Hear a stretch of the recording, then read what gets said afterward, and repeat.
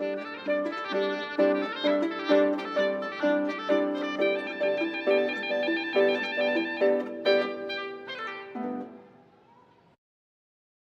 right. We are here with another episode of Elephants in the Practice Room. And I am super excited today. I have a special friend with me today, someone I've known for a long time, and it is Jessica Jones. No, not the superhero, Jessica Jones, the singer. Or I don't know, Jessica, do you want to be called something else? Do you have a superhero alter ego? I don't know. Jessica Jones, the superhero is Or great any there you go. day, but yeah, the singer is great. I do have an alter ego, which I'm sure we'll get into, but Jessica Jones is awesome. Thank you. Okay. Excellent. Fantastic. Good. So I kind of thought about this topic. Our topic today is kind of examining the silent suffering of artists. And this kind of became a podcast topic because I had made a post recently on Instagram and TikTok, all the socials, just kind of talking about my own story and kind of giving people insight into some struggles that I had. And it was really actually a popular post. Like I got a lot of not just likes, but comments and reposts. And I'm like, okay, this is resonating with people. Like this is important that we talk about this. So I kind of thought through people I knew that maybe had something to contribute to this. And one of the people that popped up in my head was Jessica, and Jessica and I, to tell a little backstory, we met in college at University of Houston. And, okay, Jessica, you wanna take it from there? Yeah, we met in Houston. It was interesting when I saw your post. It was very close to the time we really started to um, work together and become friends and do things together. And it's You mean it was interesting. in 2009, you mean? Yeah, in 2009, because I think when did you start at U of H? I'm trying to think what year. Were you already there for a couple of years at that point? No, because I was only there for well, it was my graduate program Your at that graduate point. program, right? So I got in at 2008 and then I left at 2010. So Yeah, yeah, so it was about that time that we it got was about that together, right? time. So it was interesting to see your Crazy. face pop up as like that's the Sarah I met. I knew, and we Remember? were both in such a focused, intense time, obviously. And both of us were trying to navigate, I think, those struggles early in career, sort of finishing education. I was also at that time finishing my undergrad and transitioning into my graduate program. So very similar to Mm. you. Yeah. So when we met at U of H, we were sort of in this hustle hard and figure out who we are in the end of our education careers, part of our lives. And we were doing a lot. We were making music together. We were running, we were working out. We were doing all of this out of a place of, I don't know, mostly ambition and tenacity, I think, and trying to figure out you know, how to be the best version of ourselves in that moment. But looking back, it was really fascinating, I think, being where we're at now in our lives, to see what guided those decisions and sort of what drove us to push so hard in every aspect of that. I remember pushing really hard in both our musical collaborations and in our physical activities outside of the practice room. So, Yeah. and So I think yeah, that I just carried I on. think yeah. I think we got paired up initially because there was an opera that was being done at University of Houston and they needed a harpist to play on stage for like one of the scenes and with a soloist, and you were one of those soloists. Had a double cast and you were one of those people. And then like after that we just kind of like I remember thinking like, yeah, like we're similar. Like let's be Yeah. friends. And then we not just like only did like we did a lot of musical collaboration like you're saying, but I think I just saw you as a super go-getter and like somebody who had great communication and just like finished the job, like super high caliber, not just your artistry, but you're like as a person. So, I Mhm. think you're drawn to people who are like you. And then Yeah, we did end up doing a lot of working out together. I think, that was another nice tie. I remember you counseling me on many maybe messed up relationships. I do remember that. There were Don't some know if you there were remember that at some the time. there were some characters there were some characters, Yes. in that period. Oh yeah. Oh yeah. Yeah, it was an interesting time. So, there's a lot we were trying to figure out. Kind of Okay, so fast forward, I was going to school in Houston, quote, but like I was traveling all over playing and teaching and all the things. And then you decided after a time, you and your husband decided you were going to travel and you weren't really in Houston. So we kind of sort of lost Yeah. touch. But like what did you do after that period? Yeah. I basically, after I graduated from my master's program in 2011, I was doing the same thing, hustling, teaching like a full studio, auditioning constantly, singing some locally. And then in 2015, I'd been also doing like other, just like slowly building my career. And then in 2015, I had been on the road so much, it became clear that if I wanted to have any sort of relationship with John in person, we needed to figure out a way to be together. Yeah, he came on the road with me, and we moved out of Houston officially at that time. Not on paper, but we moved away and went on the road together. We moved into an RV and, Yeah.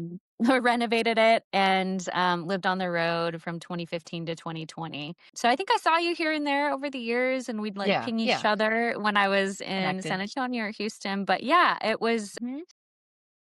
sort of that thing where people in our fields in the classical world and as a musician in general, you spin out and you're laser focused and Mhm. sort of, you Mhm. know, if your paths cross with other people again, like you get in Mhm. touch. And if not, you're just so hyper focused. Sometimes that happens. Right. And Yeah. we were so Totally. close. We were so close in Houston too. Yeah, I we was were thinking very, that very we did a close. lot together. So it was Yeah. nice to reconnect Yeah. recently Yeah. and see where you're Yeah. at. Totally. Yeah, Yeah. so you like for all intents and purposes, you made it in your career.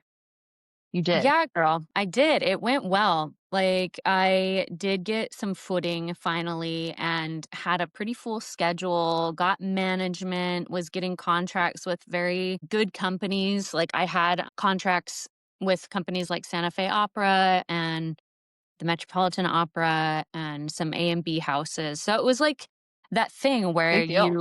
you push and push and push and push and finally you get to the point where you think, "Oh my gosh, I've actually done it." And yeah, and I got a Grammy for a recording I did of a premiere, which was like wild and a Huge. game changer. A super game changer that happened in 2019, I think. Mhm.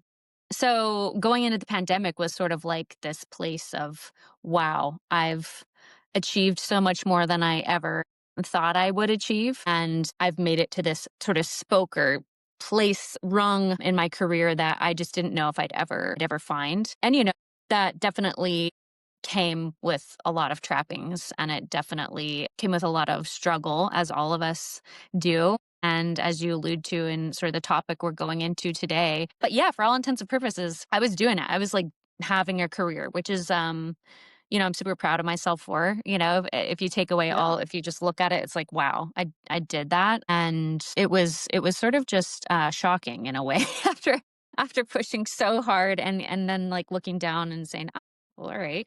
Well, I'm ticking the boxes," and yet the pressure still feels so immense. I don't think that ever changes. It probably just only gets more and more intense as you continue to navigate the career. So and then the pandemic happened and sort of everything changed during that Mm. moment for me. I don't know what it felt like for you. Um Mhm. but for me, just from a career standpoint, it was sort of the tipping point of, oh, all of a sudden I have a moment to hit pause and all of the things that I had not processed about pushing and like going hard and the things that I'd sort of accepted or that had happened to me, I started to process in 2020 in the stillness. And Mm. Went back to singing in 2021 thinking I'd have some control over those things again, and feeling very vulnerable and disconnected and disappointed when I went back, in the realization that some of the really difficult things about the career I would just ultimately never be able to control. So that was like such a fundamental shift as an artist and as a human and as a person, to be at this peak of Mhm. I'm doing all these incredible things. My schedule is great, but I'm going into these environments where ultimately it just felt unsustainable Mm. as a person. Like on a fundamental level, I just could no longer accept some of it. And I think I was at the point of total burnout, and it like showed physically and it showed emotionally. And I sort of didn't recognize myself Mhm. during that time in 2021. So we can unpack any of that you'd like to as we're going through Yeah. that. Oh That's my sort of like gosh. the bulk of it. And I had started to find a different outlet creatively for myself. Since I didn't have an audience in 2020, I started to produce music and focus on my songwriting. And it felt so liberating to me to just have a way to process some of the things I was feeling.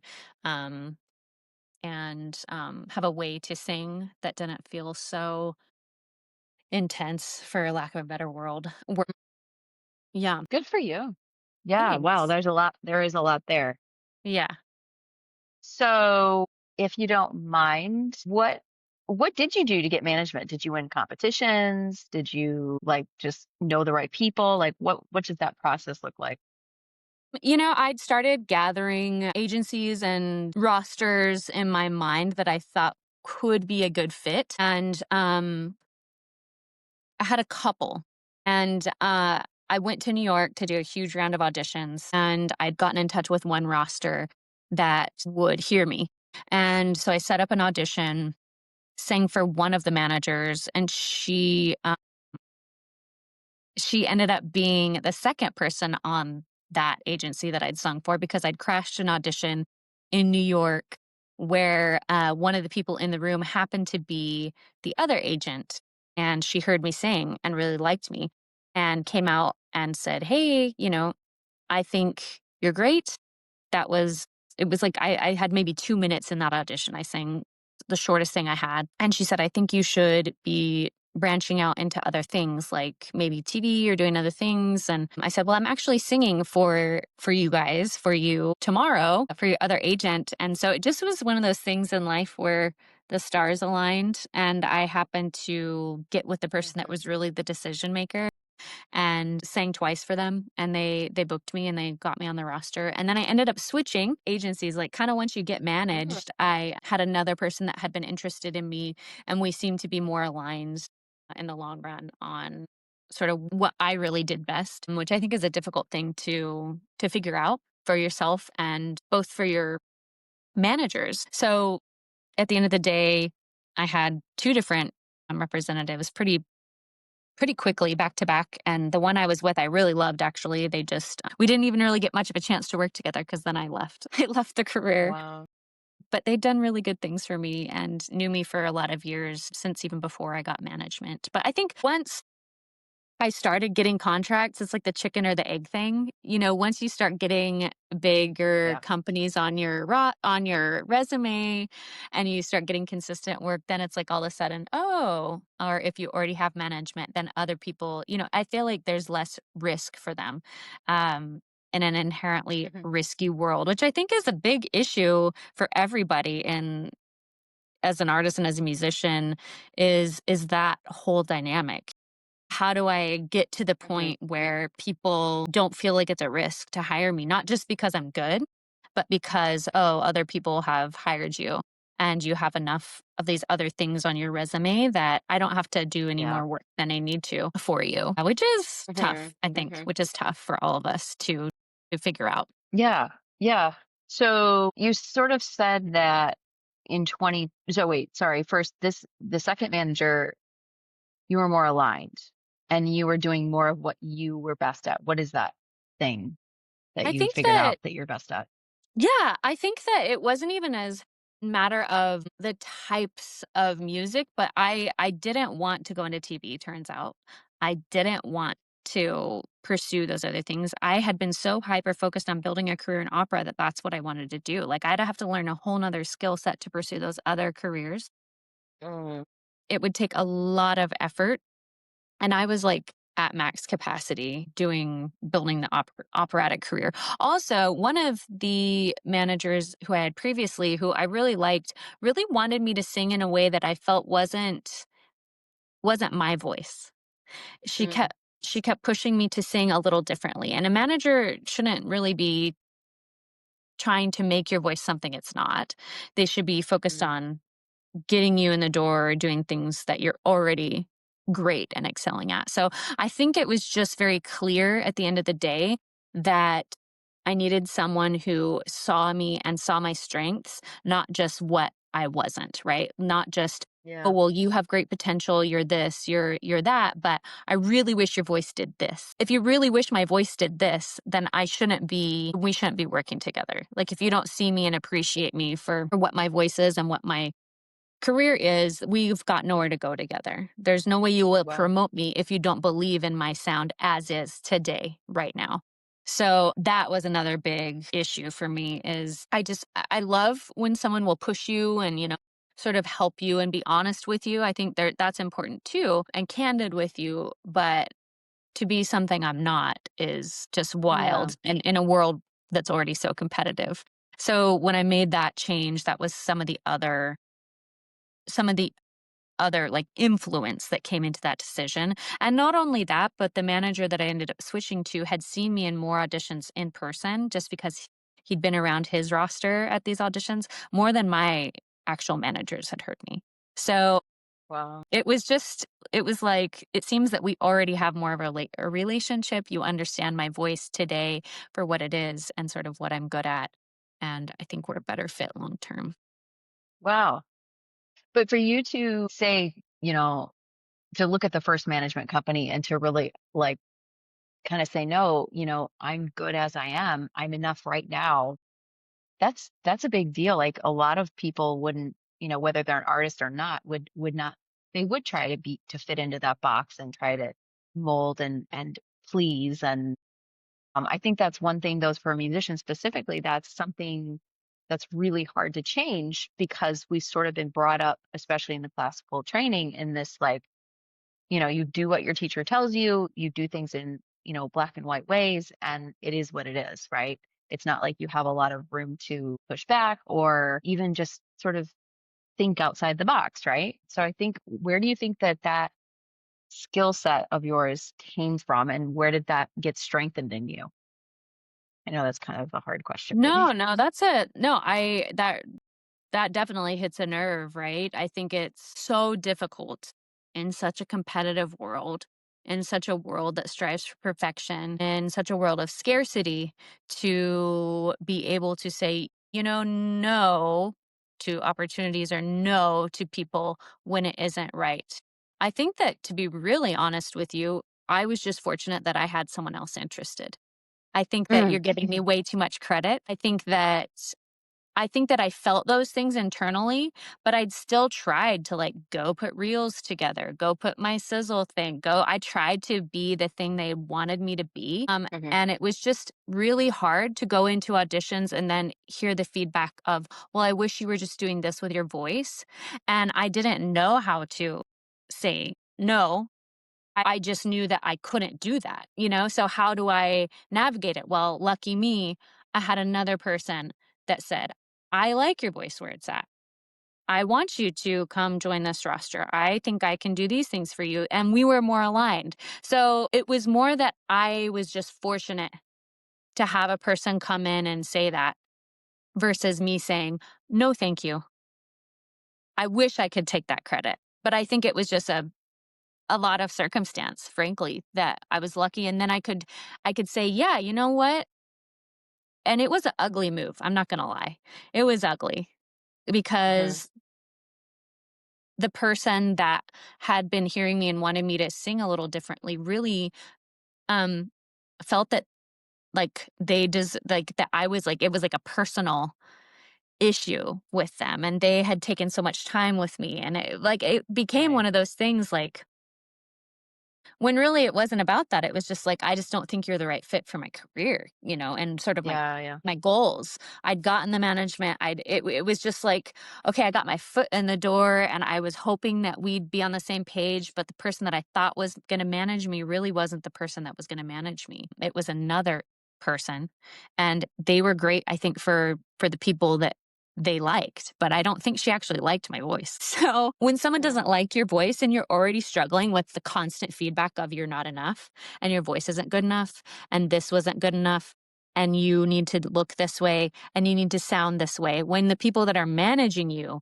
also give you that feedback, how do you win when no one is on your team? Mhm. Even when you're on the team, you feel like you're not right. So it was a good learning moment for me in that I got to say, wow, I have this opportunity to make a move away from this thing that initially I thought was so positive and that is so great. And I also think often we find ourselves as classical musicians in environments where, wow, I'm so lucky to be here, that if that all of a sudden it's like, well, I'm lucky, so I should just not worry or not say anything about how I'm treated or about the pressure that's being put on me or about this toxic behavior or feedback I'm getting. I think it's a larger topic if you sort of look at Oh, it. yeah. And I think that for me it was one of those moments where I got the opportunity to walk away. But would I have walked away if someone else hadn't been like, I really want you to come join this roster? I don't know that I would have, Sarah. I think I'm just to be honest with you, I don't know. It was it's tough. It's tough to say it. There was a lot that you said just now that was, yeah, hit a nerve with me too. I think, the management world can be like your extension of your relationship with the teacher, right? And Yes. if you are constantly getting that feedback from the teacher, you're going to be conditioned to people please and to think that your voice or your voice literally and figuratively is not enough and is not worth hearing or worth expressing, or like you just your Yeah. lights being dimmed, right?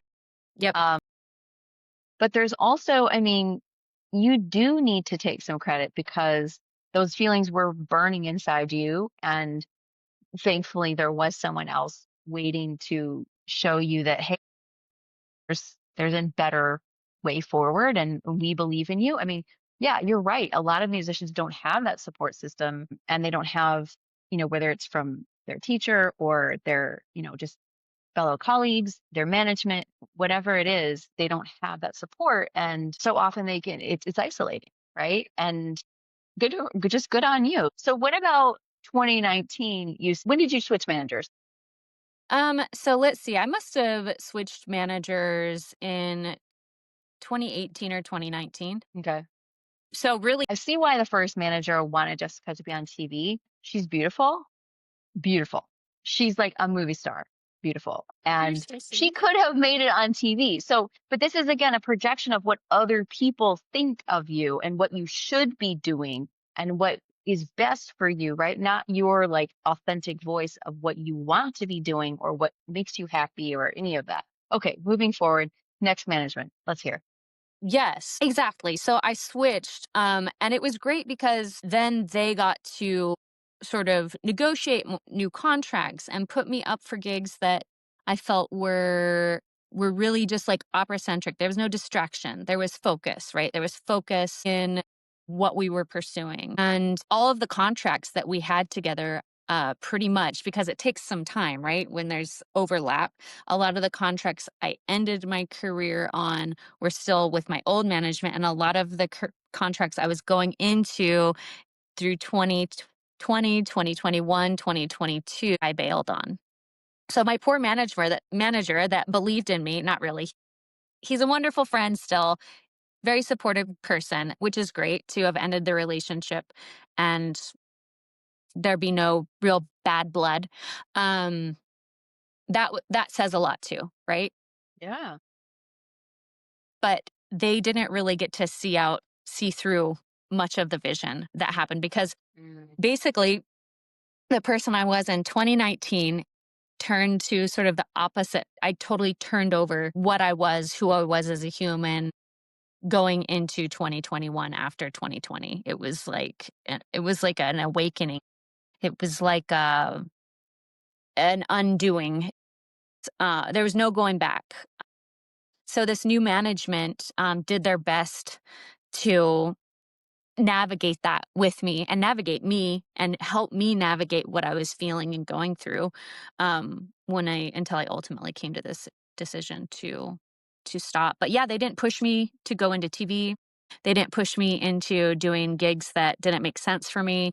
They didn't say you should be singing like this. They said, you know, have you thought about these types of roles?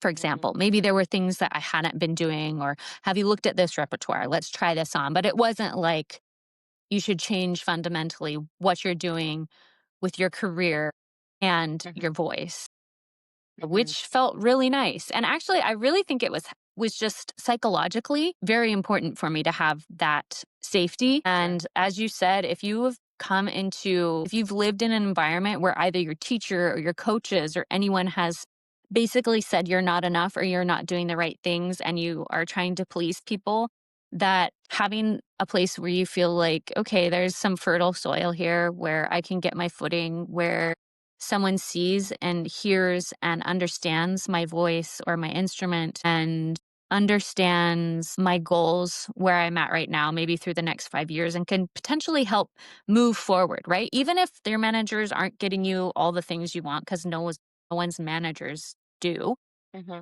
they're at least on the same page, Hmm. which is amazing to have that sort of collaboration and partnership in an already very difficult world to navigate. Absolutely. That's says a lot. So before you kind of unpack what happened to you personally over the pandemic in 20, and how you shifted, do you think that it sounds like the fact that you have this manager, this new manager, maybe allowed you to unpack yourself in 20? Do you think that that had an influence on you? I think that it could have, but more than anything, it was some of my friends. I think it was other artists who were feeling fragile as well, who were looking for ways to express during the pandemic. I think I will say, to my manager's credit, they had like support groups. They had ways to check in, like, and Cool. I did take advantage of that. They were wonderful. So I do have to give them credit. They Right. allowed us to still meet, to still have community, to talk, to evolve, Express. express, which I think is huge because it's an already isolating time Hmm. in an isolating field and our communities are gone, right? We're just by ourselves now. So I think that they provided those resources and are still doing that actually. And even farther, they have now, I think they offer group therapy. They offer Amazing. things like that for the like resources for the roster that weren't ever standard. And I don't even know if they are still standard. I just know that they've really tried to be aware of some of the things we're talking about. So I do think that Good.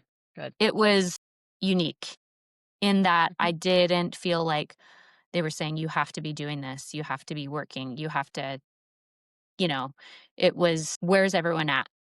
How are we Hmm. feeling? A lot of us are going to leave. A lot of us have left. Like, I think it was just sort of grounded in a way that a lot of other rosters were not. And so many struggled and so many collapsed that I think because they had some of those resources and we felt connected in ways outside of what we were doing in the rehearsal room or what we were doing on auditions, that they still have a pretty vibrant and functional roster to this day. Well, that's awesome. That sounds like a Yeah. really good. Do you want to say who the management group is? I can I can if you would like, but let me Yeah. Of text you and just Yeah, in case. sure. I don't know if they wanna be called out or not. Course. Yeah, Yeah, of yeah. course. And Yeah, yeah. We can if you always wanna add it in comment the on show it. notes later. Yeah, Yeah, yeah, yeah, we can do that. Cool. Because they sound like great people. Like they yeah, really get it and want to be supportive to artists, which is amazing. yes. So what happened in 20 for you? You said you were starting to write some music. What changed? Yeah, a couple of things happened. So, I started journaling. Nice. I did the artist's way. Mm, I don't know if you've ever done the artist's way. good. Yes. I have not done it, but I know about it. Yes. Good. Yes. And so if you guys don't know that book, definitely recommend it for any artists out there looking to just sort of unpack or explore Hmm. themselves or their goals, or if you're feeling like you don't have a way to connect to art and you want to as a person, even if you're not an artist. I think it's a great way. Everyone's an artist and a creative, I think. Amazing. So yeah, I stopped going to rehearsals. We were like in the RV. Started my good friend was like, "Hey, I'm reading this book. I've read it before, but I want to go read it again. Like I really think it could be helpful for you." And so I was like, "Oh, I'll check it out." And at first I thought it was like super cheesy. And Hmm. then when I started journaling and writing every day, I tried to like, of course, musician and performer I am, I was like vigilant. I was like, "I gotta stay in a routine." I like got up at 6 Yeah. AM and I Oh would gosh. I would like run and then I'd run and then I'd write, And I was like Mm, at this point in my life and my career that I was like peak, like I have to stay perfectly fit and I have to stay perfectly this. And if I can't go to the gym, what can I control? I was all still mm, I was like in this place of like trying to control, trying to control. yeah. So When I'd it was go, taken away. yeah, when it was taken away, it was really a head game, right? For all of us. But Hmm. Hmm.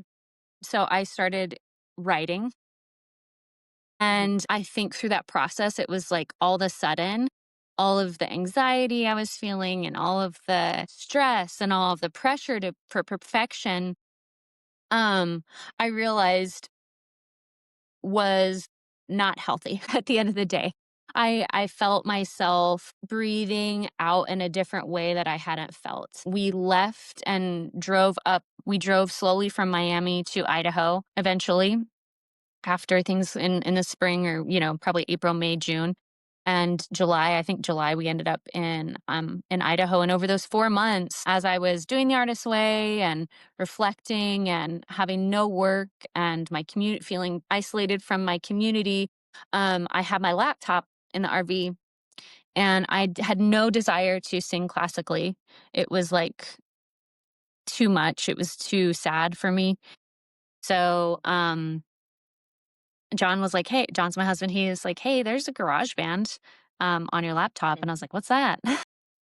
He's Hmm. like, "You should just open it up and learn it." And so I became obsessed. I became obsessed with it. It was like all of a sudden, all of these like, I've always loved songwriting, but I've never dedicated any time because I've been so focused on Mm, classical singing. You don't have time or bandwidth to do anything else, mm, So this world opened up to me. This creative outlet that I could create sounds that I heard in my head. I could actually like find a way to turn them into something and record them and record ideas. And so I just like walk for hours and write and then come back and like learn logic. And I took all of these like little like wow. Skillshare like classes and like tried to learn this new skill.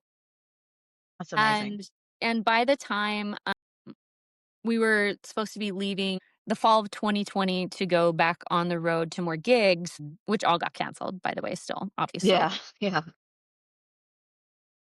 We bought a house in Idaho, which I had no plan to do, but I was like, well, this will be our Hmm. hub now and I could be by my family. So we stayed and I had this other way of living, of being in one place, of having a slow pace of it was, like, very uncomfortable at first, very Hmm. uncomfortable, and I had this other creative outlet that I'd explored, and it was very fulfilling in a way that opera hadn't been fulfilling, in that I had creative control over it, and no one was telling me, "This needs to be perfect," or "This needs to be this way," or "This needs to be this way," or "This isn't good enough," or "You're flat," or, um, "You're sharp," or "You're behind," or "You're not gonna fit into this," or "I wish your hair was this way."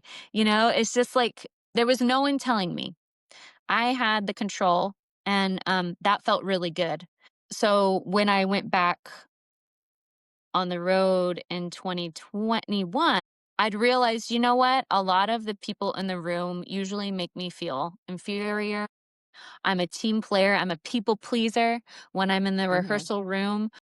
I just wanna make it all be perfect and great, and I wanna walk in and be the best in the room, and I'd often been hired as a ringer in my Mhm. career because, yes, I have the skill and the voice and the talent and all that, but more than anything, I was easy to work with.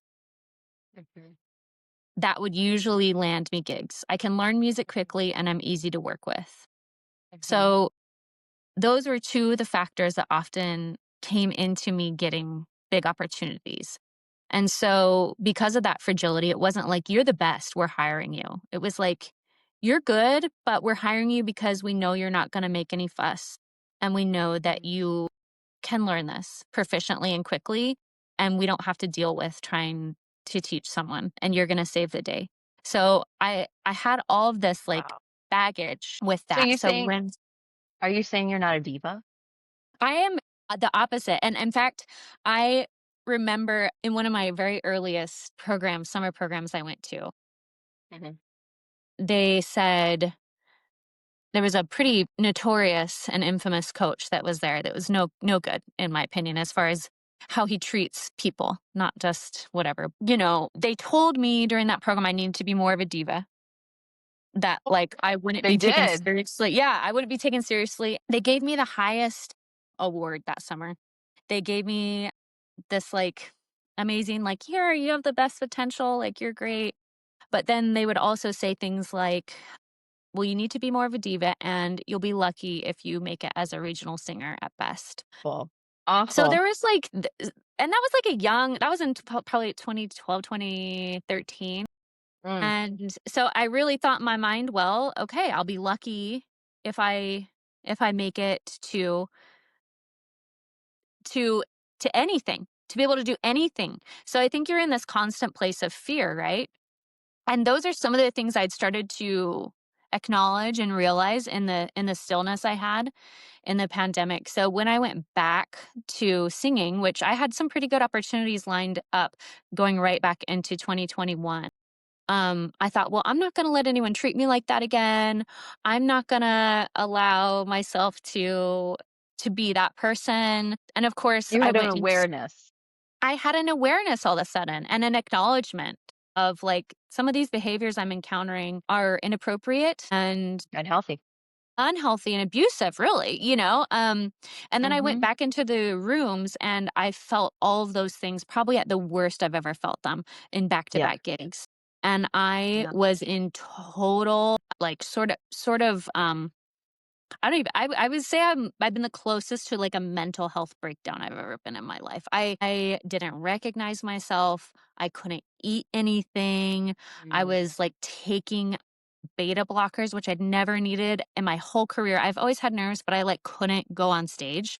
I was, like, having, like, such difficulty, and I remember I went on my one of the people I was working with was, like, pushing me and pushing me and pushing me and asking me to sing and sing and sing and sing over Wow. and over and over again for no other reason than, I think, just to bully me and to have some sort of control over me and over whatever it is they're going through in their lives. Mhm. And so I walked away from those 2 gigs. My voice felt horrible. My heart felt horrible. I was unrecognizable to myself.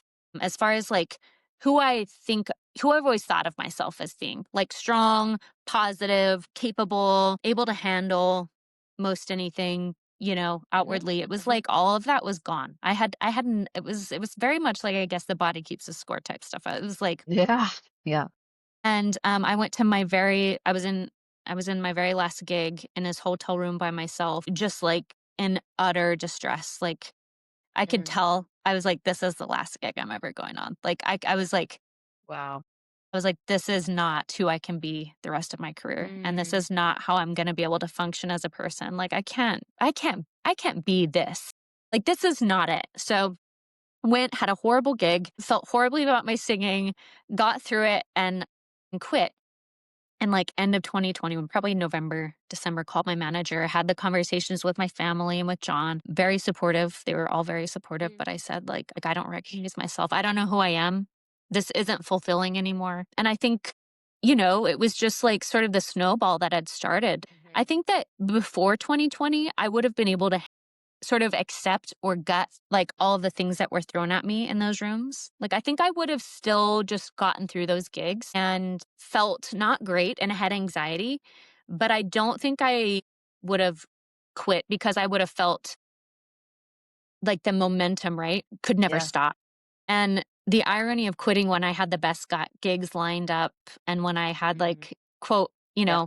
made it in the Yeah. career was not lost on me. I never thought I'd quit. Never, ever. I was like, I'm a lifer for sure. Like, I am Yeah. in it. There's nothing that will stop this train. If I got, especially if I eventually got that momentum. But yeah, Yeah. I think it was just the Pandora's box of unpacking some of the shit that I excuse my language, that I had Yeah, not you're ever good. dealt with for the past 15 years That's since right. we That's started, right. since we met each other, of just like I've never I'm dealt sure with it any went of this. I'm sure it went back longer than that Way even, before right? that. Yeah, Yeah. absolutely.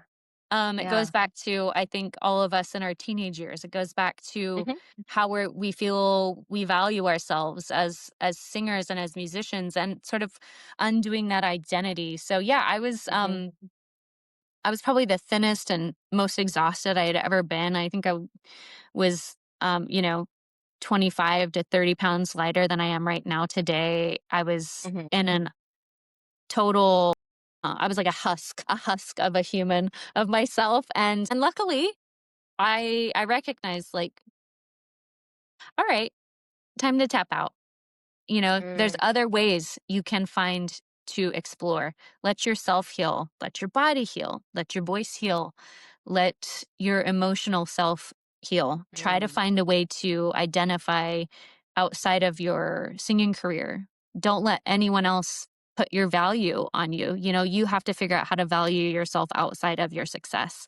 And I think that's been a very difficult journey over the last several years, is like, who am I? All of a sudden, I went from like being, I became addicted to that world of like success, of Sure. ambition, Achievement. Yeah. achievement. And I tied all my worth to that. Mhm. And it was exhausting and unsustainable. And I had a really hard time accepting how invisible I felt for a while after that. Like Mhm. how there was no one, I wasn't getting this constant validation or constant Yeah. whatever. So I felt Yeah. like, who am I? I'm just out in the world, just some just nobody. I'm just nobody, right? So I think there's that too, but now I'm on the other side mostly and I feel really good. Mhm. I feel really good about my choice. I'm grateful that I That's had great. those moments, but it was a very difficult thing to face, and I think Of a lot course. of us as musicians face this and don't really realize, like, then you're gone from your world too. It's like, okay, well, I made this choice and I'm just gone from all the people that I knew and that I loved and that I cared about, and so it was a very complex way to go about things, but the people that, I've encountered now, other people I've reconnected with, Mhm. kind of get it, and they sort of see you for you and not just the musician you, quote, were, which is really But you nice and still really are. refreshing. But And you still still are. are though. I mean, you're still Yes, so you're still creating, right? You're still making music and you're still using your artistic talent, your creativity. I think that's one thing I found too, recently being able to express myself creatively in music is I think it's the reason why a lot of us are drawn to it in the first place. absolutely. And then you go through the classical training and like your voice, your creativity is stifled Yes, and you kind of forget how to use that muscle and I agree. it can become not fun anymore. So Yep. what are you doing now to still keep that alive, that creativity alive?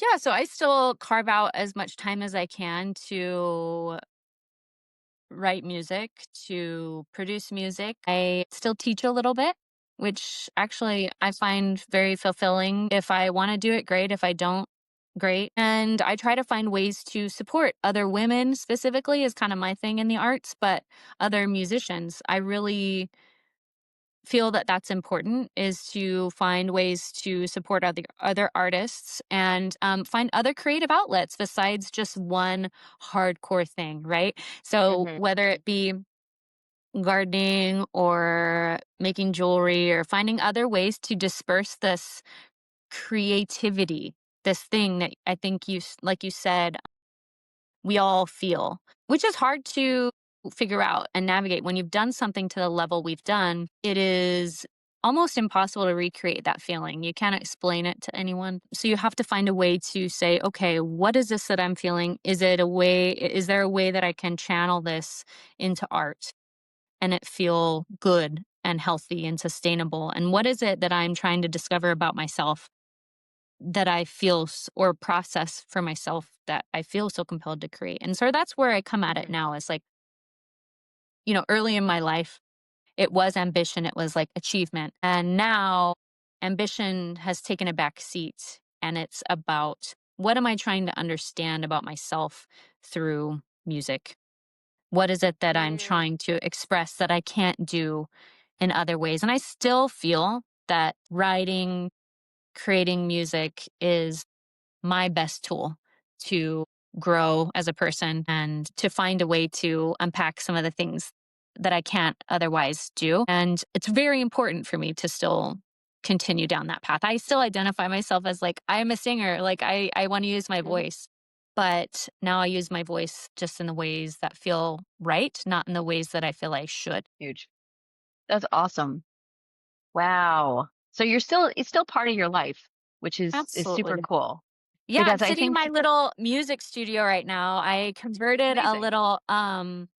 a little shed in the backyard, and I have my little piano over here, and right in front of me is my beautiful studio, like music studio desk, and my keyboard. And so I have Amazing. my little dedicated space, which feels just wonderful to have. I have art in here from women, other women, and it's like my little dojo, my little creative Yeah. dojo, my safe space to Love create. it. And I try to really dedicate time, even if it's not for a specific goal, to come out here and find ways to just tap in. It's amazing. It's just really, really good to see you so happy and you've really, done a lot of healing.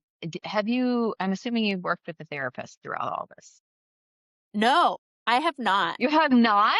which is insane Whoa. because I highly recommend therapy to people. I think it's important that Whoa. but no, I should go to therapy. I should go I'm to therapy. impressed. You've made it through all this without someone really like, trained to support you, Yeah, but that's it's great. It's I like, think hey, you're a testament showing everyone that you don't need to go to therapy to come out on the other side. This is great. I think hitting your wall and having, and I will say, I think that I have such a supportive family and supportive environment outside of my creative life, and always have, that I don't know that I could have gotten through this without that. Like, my husband's super supportive. He has a stable job. I could make the choice to leave the career and Mm, not feel like I was going to drown, you know? yeah, yeah. And my family was here. Like, I have proximity to the people that I could be my most vulnerable around and be my most depressed around, and not feel like I had to have this facade up that could just be Hmm. there for me.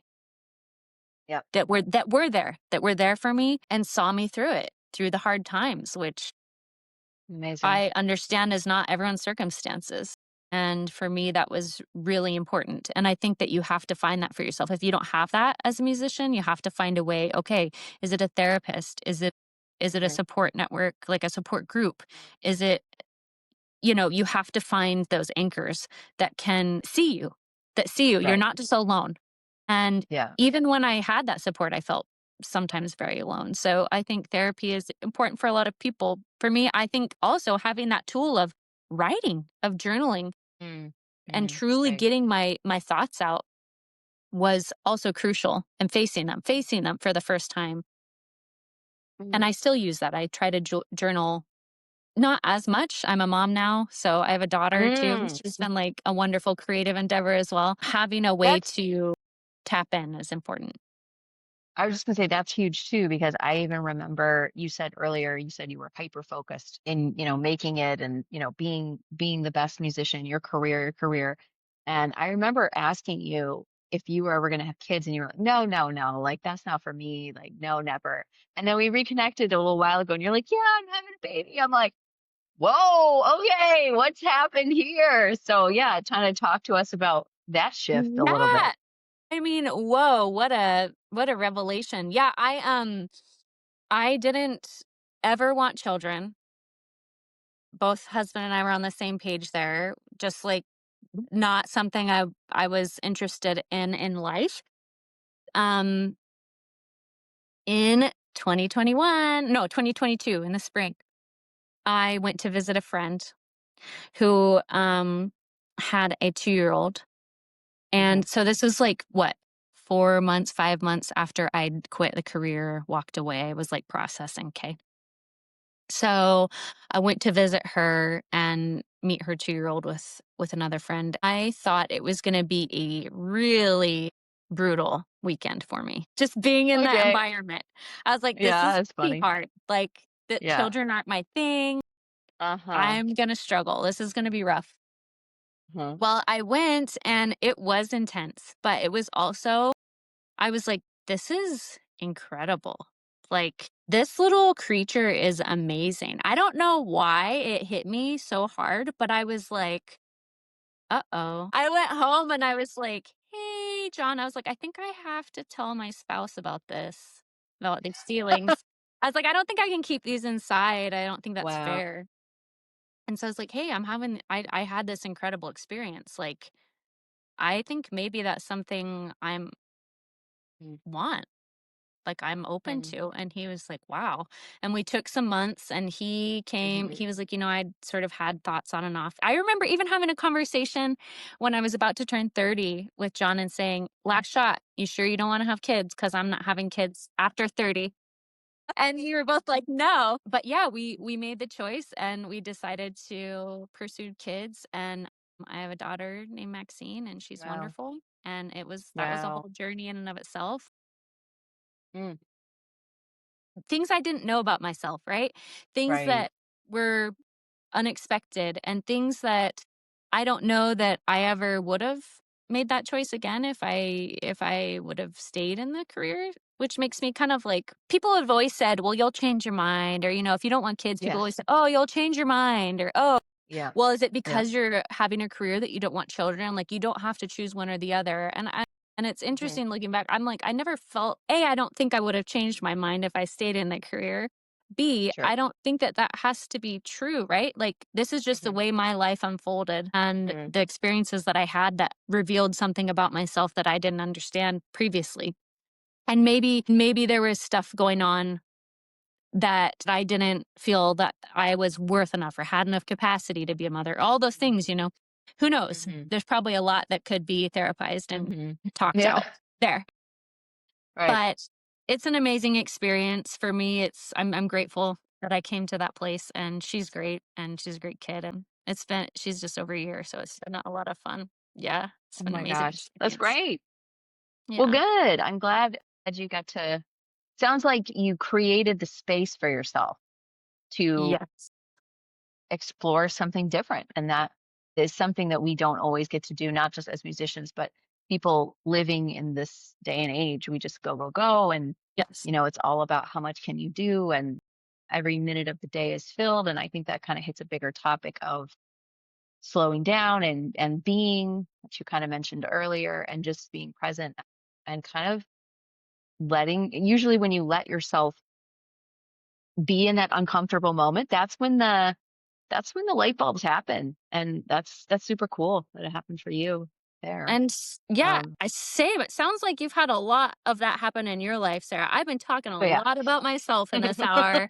Sorry to your No, no, no. audience. It's about you. It's about you. Yeah, because you're the guest. You're the guest. But thank you. No, it is. I think in those moments, if you have the opportunity, it's like if you allow yourself the space, you can learn a lot about yourself, about how maybe there are other ways to go about life.